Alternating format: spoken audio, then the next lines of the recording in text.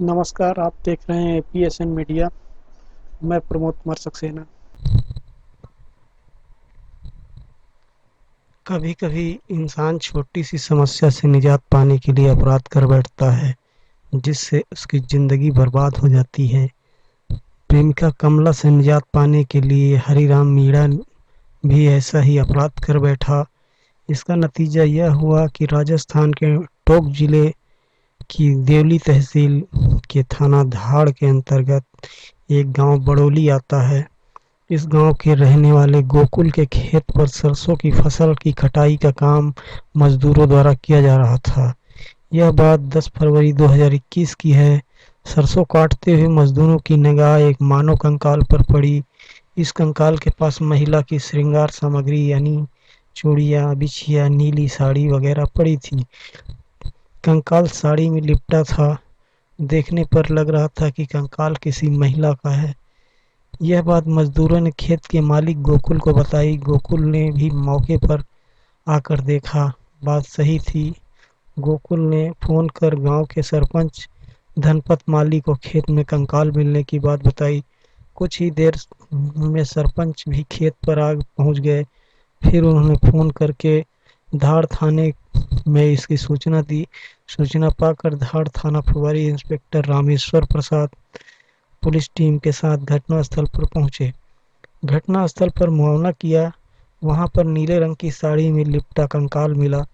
थाना प्रभारी रामेश्वर प्रसाद ने इस घटना की सूचना सीओ देवली दीपक कुमार, एएसपी राकेश कुमार और एसपी ओम प्रकाश को दी। सूचना मिलने पर सीओ दीपक कुमार एवं एफएसएल टीम मौके पर पहुंच गई। एफएसएल टीम द्वारा साक्ष्य उठाए गए। साथ ही 11 फरवरी को महिला के कंकाल को पोस्टमार्टम एवं डीएनए जांच के लिए अजमेर मेडिकल कॉलेज भेजा गया। मामले की गंभीरता को देखते हुए एसपी टोक ने अपने निर्देशन में एक टीम का गठन किया।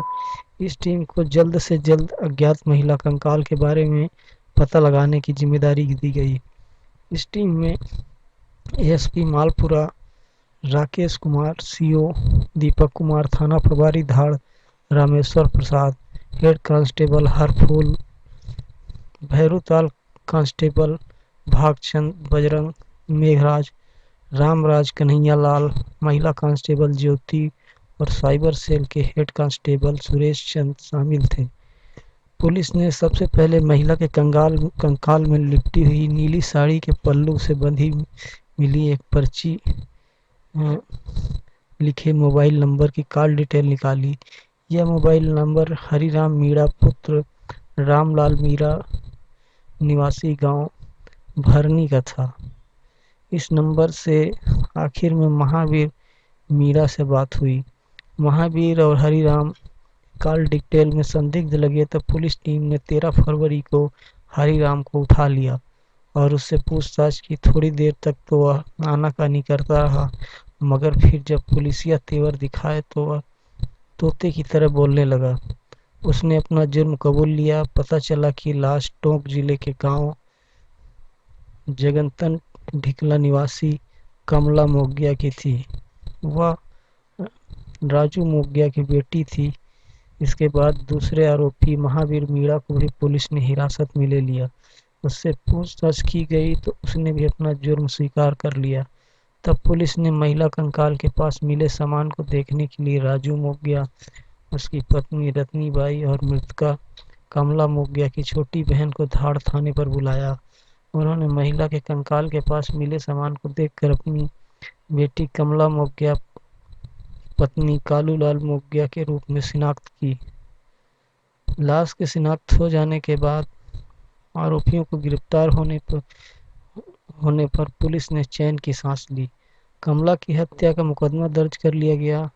मेडिकल कॉलेज में कंकाल की जांच हो जाने के बाद मृतका के पिता राजू मोगिया को सौंप दिया गया।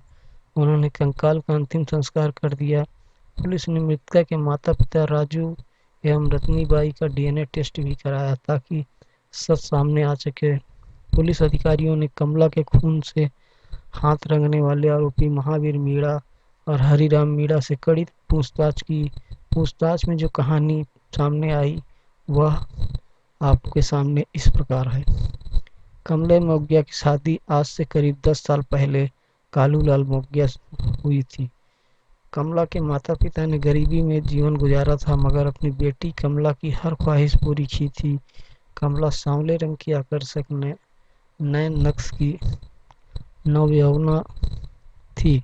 शादी के बाद उसे कालूलाल जैसा एक मेहनतकश इंसान पति के रूप में मिला था। वक्त के साथ साथ कमला 3 बच्चे की मां बनी। ये तीनों बेटे हैं।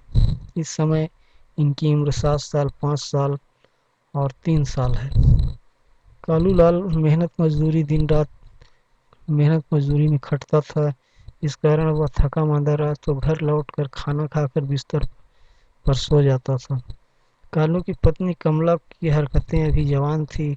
वह चाहती थी उसका पति उसकी बाहों में लेकर आनंद लोक की सैर कराए, मगर कालू की हाड़ तोड़ मेहनत ने उसे थका देता था।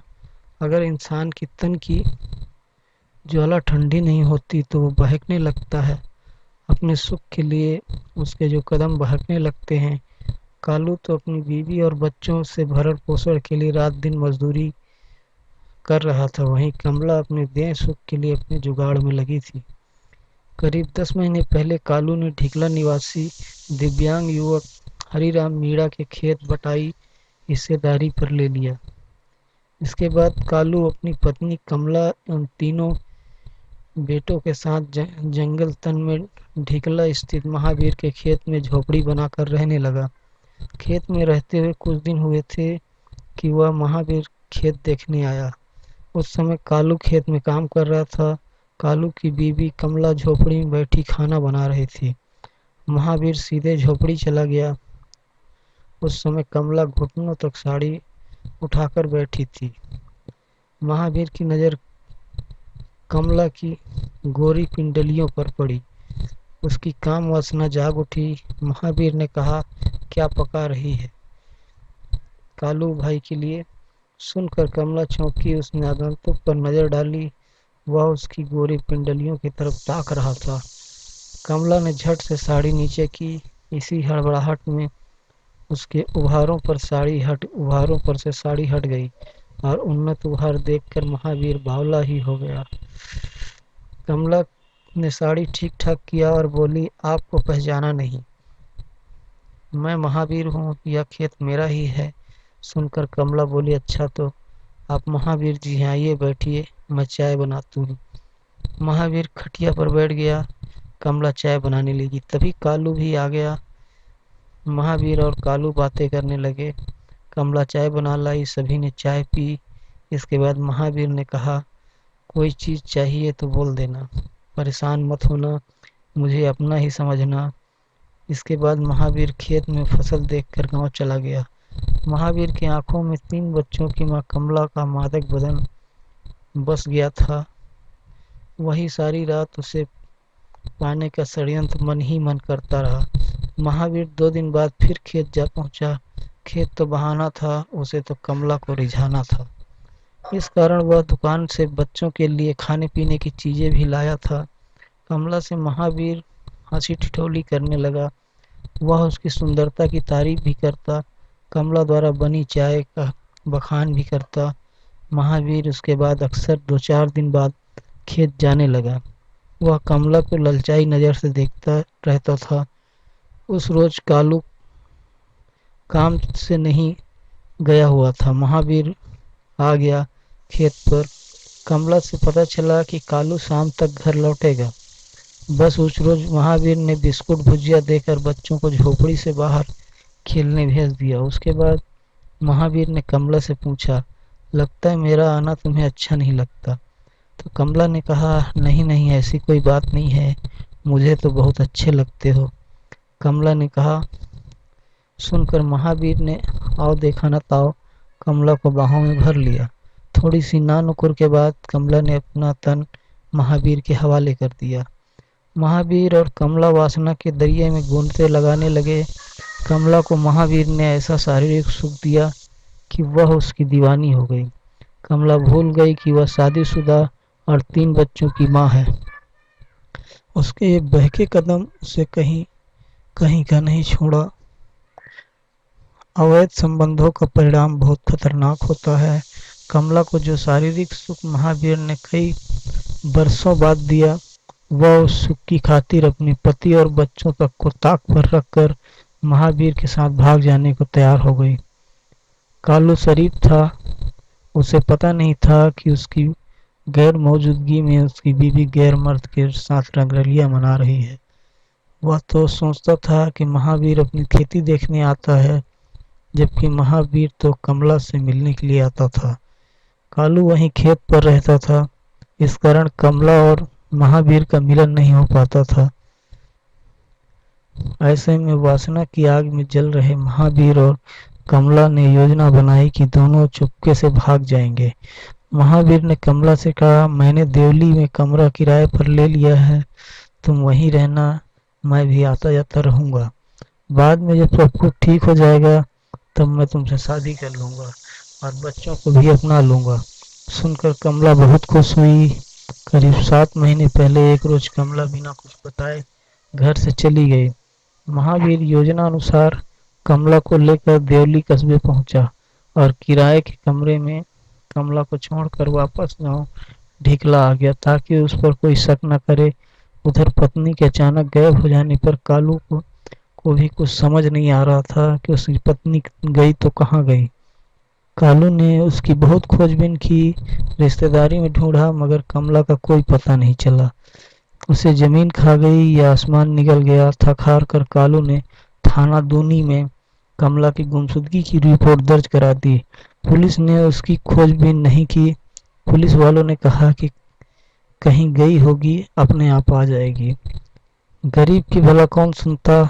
कालू बीवी की खोजबीन करके थक गया। वह अपने तीनों बच्चों की परवरिश करने लगा। कालू अब बच्चों की देखभाल करने लगा। उसका काम धंधा छूट गया था। कालू काम पर जाए तो बच्चों की देखरेख कौन करे। इस कारण कालू अपनी बीवी के वियोग में मासूम बच्चों को जैसे तैसे पालने लगा। उधर महावीर का मन जब मन होता था तो वह देवली जाता और कमला के साथ रंगरलियां मनाता। वह कभी गांव तो कभी देवली में प्रेमिका कमला के साथ रातें रंगीन कर रहा था। कुछ समय बाद महावीर ने कमला को देवली से निवाई कस्बे में किराए पर कमरे में शिफ्ट कर दिया। महावीर अब निवाई में कमला के साथ मौज मस्ती करने लगा। कमरे कमरे का किराया और कमला के खाने पीने का सारा खर्च महावीर मीणा उठाता था। महावीर निवाई में 2 दिन रहता, फिर गांव ढिकला आ जाता।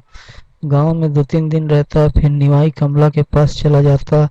महावीर ने निवाई से वापस गांव जाने के बाद कमला अकेली रह जाती थी।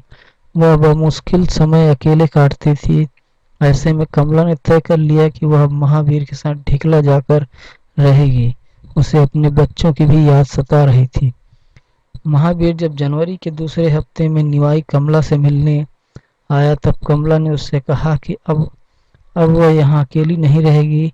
कमला ने दबाव बनाया कि वह अपने साथ उसे गांव ढिकला में रखे और बच्चों को भी अपनाए। सुनकर महावीर के हाथों से तोते उड़ गए। महावीर और कमला के अवैध संबंधों की खबर उसके गांव ढिकला में भी पता चल चुकी थी। महावीर के अक्सर देवली और बाद में निवाई जाकर रहने का राज गांव में उजागर हो गया था। अब कमला उसके साथ ढिकला चलने की जिद कर रही थी। ऐसे में अब जब महावीर गांव के लोगों से कह रहता कि कमला के बारे में जो कही जा रही है वह बात गलत है, उसे तो पता तक नहीं कि कमला कहाँ है। ऐसे में जब उसके साथ कमला को लोग देखेंगे तो उसकी समाज और गांव में बदनामी होगी। तब महावीर ने बदनामी के डर से कमला को ही रास्ते से हटाने का निर्णय कर लिया। महावीर ने कमला को झूठा विश्वास दिलाया कि वह 1-2 दिन में उसके गांव ढिकला ले जाएगा। उसकी बात सुनकर कमला मन ही मन खुश हो गई। महावीर ने भरनी निवासी अपने ममेरे भाई हरिराम मीणा से इस बारे में बात की और अपने पास बुलाया। इसके बाद योजना अनुसार 11 जनवरी 2021 को महावीर और हरिराम मीणा बाइक द्वारा निवाई कमला के पास पहुंचे। रात वहीं कमला के पास रुके। अगले दिन कमरे का हिसाब वगैरह करके कमला के साथ मोटरसाइकिल पर टोंक पहुंचे। टोंक घूमने के बाद 12 जनवरी 2021 को चौथ का बरवाड़ा घुमाते रहे। फिर शाम हो जाने पर केरली कुंड आए। वहां महावीर और हरिराम ने शराब पी। इसके बाद बड़ोली के जंगल पहुंचे और वहां एक नीम के पेड़ के नीचे बैठ गए। वहीं पर इन्होंने मौका पाकर कमला का गला दबाकर मार डाला और उसके शव को सरसों के खेत पर डालकर ढीकला में अपने अपने घर आधी रात को आकर सो गए।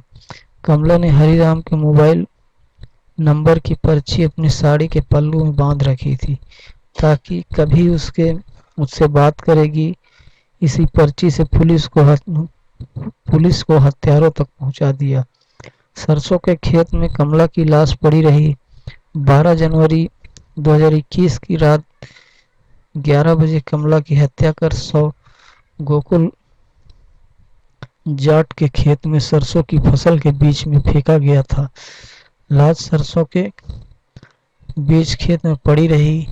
करीब 1 महीने तक लाश सड़ गल कर कंकाल बन गई। जब 10 फरवरी 2021 को हत्याकांड करीब महीने भर बाद सरसों की कटाई मजदूरों द्वारा की जा रही थी, तब उनकी नज़र कंकाल पर पड़ी। इसके बाद खेत मालिक गोकुल जाट ने सरपंच धनपत माली को कंकाल मिलने की खबर दी। सरपंच ने धार थाने के थाना प्रभारी रामेश्वर प्रसाद को सूचना दी।